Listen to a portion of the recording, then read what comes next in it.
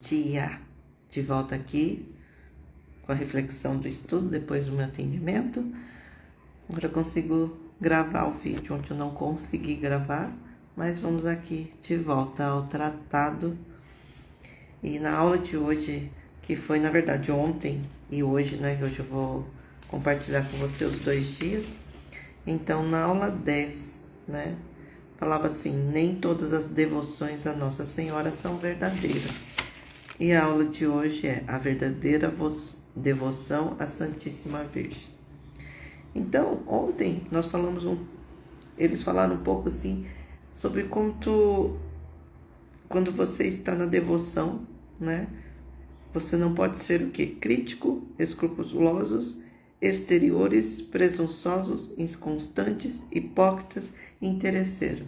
E aqui a gente vai perceber exatamente aquilo que nós não podemos ser no mundo.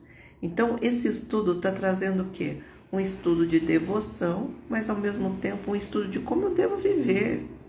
É como todo ser humano deveria viver para não sofrer no mundo, para viver essa liberdade. Então, esse tratado, ele foi um presente para mim no tempo certo que eu podia o quê? Reconhecer o que isso pode ser aplicado em mim.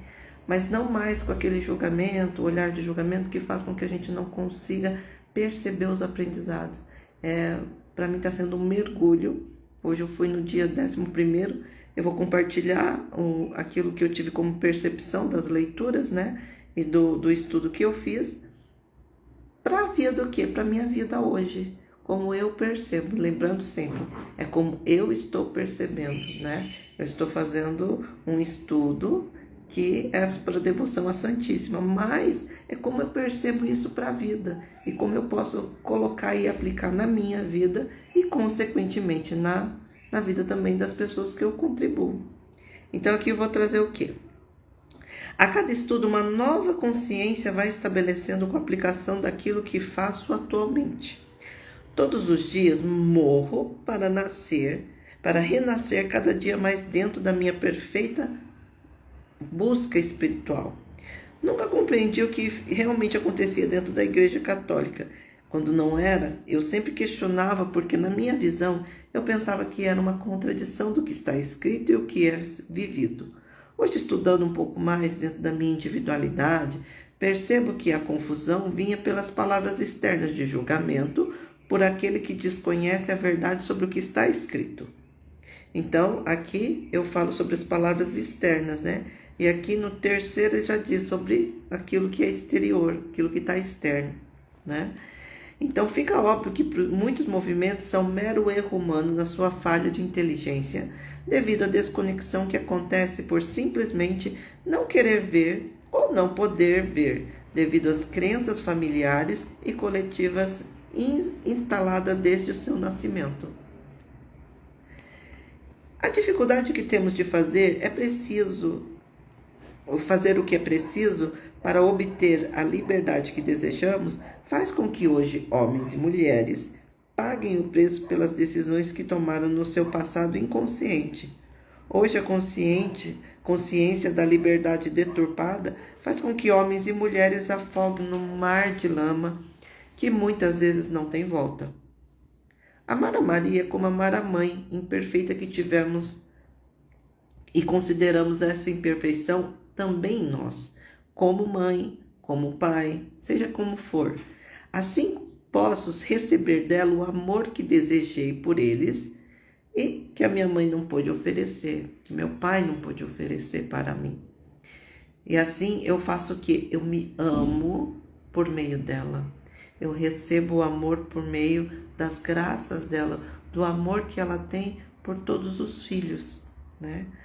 Amando a mãe, posso amar o filho, meu irmão, e assim posso chegar ao Pai, percebendo que ainda há muito a descobrir sobre mim. Em cada dia, parar de julgar, condenar inconscientemente, passando pelo processo de reconhecer quem sou, recebendo o amor de mãe, de pai, do irmão, e assim como eles, receber o Espírito Santo em mim, para reconhecer o Pai sendo o único governador da minha vida.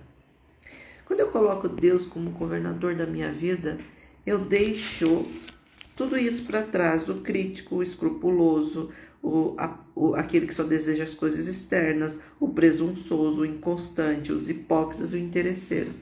Se você estudar com qualquer pessoa bem-sucedida hoje, um mentor que seja bom, qualificado, né? Você vai perceber o quanto dentro dele há uma integridade.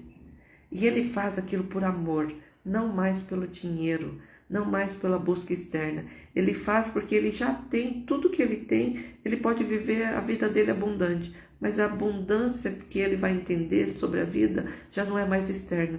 Ele entende que a vida abundante é a vida abundante que contribui, que faz os outros crescerem junto com ele, que ele não caminhe sozinho, que ele não permaneça na escuridão. Ele vai entender que a luz do ser humano está em colocar luz na vida do outro.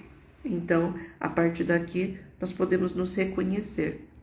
Essa compreensão só acontece depois que aceitei caminhar pelos caminhos dele e assim abdicar das coisas do mundo que hipnotizam, seduzem e aprisionam. É preciso ter coragem de abandonar, mas com a consciência sei que por amor a mim eu cuido do que o Pai deu, do mais precioso corpo, desse corpo provisório que habita o Espírito Santo dele.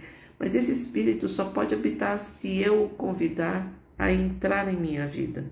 Sabendo e reconhecendo cada dia mais, Maria vive em mim como mãe, mulher, para que receba sua graça de também ser o instrumento do Espírito Santo de Deus, entregando cada dia mais de tal maneira que eu esqueço quem eu sou e vivo o que sou conforme a vontade de Deus, porque se for da minha vontade, eu o trarei. Por isso, existem essas palavras, vigiai e orai, para que agora, na presença do Espírito em mim, eu seja um instrumento desse misterioso propósito de servir no mundo, para Deus. E o primeiro passo é me transformando no instrumento dele, com entrega, confiança, e assim, sem nada fazer, tudo acontece. Porque não fui eu, foi sempre ele. Agora deixo de protagonizar a história e passo apenas como um mero personagem, com todos ao meu redor. Neste lugar, paro de brincar de ser Deus e passo a viver a abundância dele. Não faço nada e tudo tenho. Esse é o entendimento da aula de ontem. Hoje eu vim com outro aprendizado, né? Que fala da verdadeira devoção à Santíssima Maria, né? Então, a devoção que eu devo ter a ela. Por quê? Porque ela é a perfeita pessoa para eu me espelhar no mundo. É quem eu posso ter realmente como um espelhamento para a minha vida, para a minha história, para que eu não sofra, para que eu não crie traumas, para que eu não viva em sofrimento, para que eu não viva em histórias. Eu não quero mais viver histórias. Eu não quero mais ser o contador de história, eu não quero mais me fazer de Deus. Eu quero agora viver o quê? A minha perfeição. A perfeição que Deus quer para mim. Não mais aquilo que eu desejo no meu ego, na minha dor, no meu sofrimento, no meu vitimismo. Eu agora quero viver aquilo que Deus tem para me oferecer. Então, hoje veio exatamente assim. Interior, terna, santa, constante e desinteressada. Esses são 5 passos para ser uma verdadeira Maria em mim. Entende? Então, quando a gente coloca isso para você aplicar na tua vida, olha que diferença que é.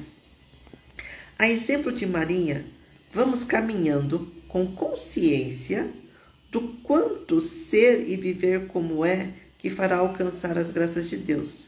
Devemos ser filhos e seguir o exemplo de Maria. E Jesus, como mulher e homem, em ambos em suas virtudes individuais, nos mostra os caminhos de chegar até o Pai, de forma saudável e consciente. Então, quando seguimos como Maria em sua devoção, alcançamos em nós o que precisamos viver e como viver neste mundo perdido, onde pessoas vivem aprisionadas e condenadas com as suas próprias histórias.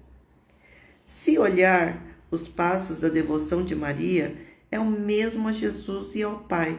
Mas por que não recorremos ao Pai como Jesus?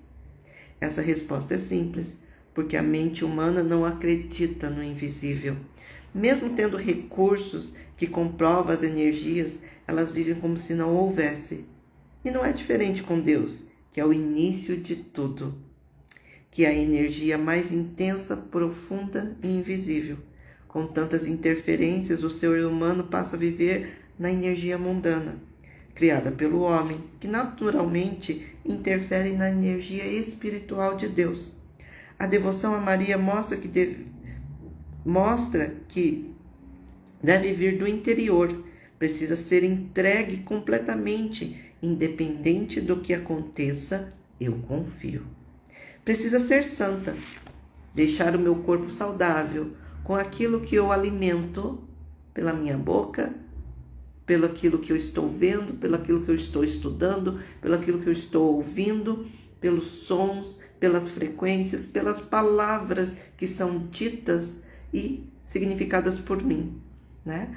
Então, deve ser mais natural. Seu alimento também que você consome deve ser mais natural, sem a gula, né?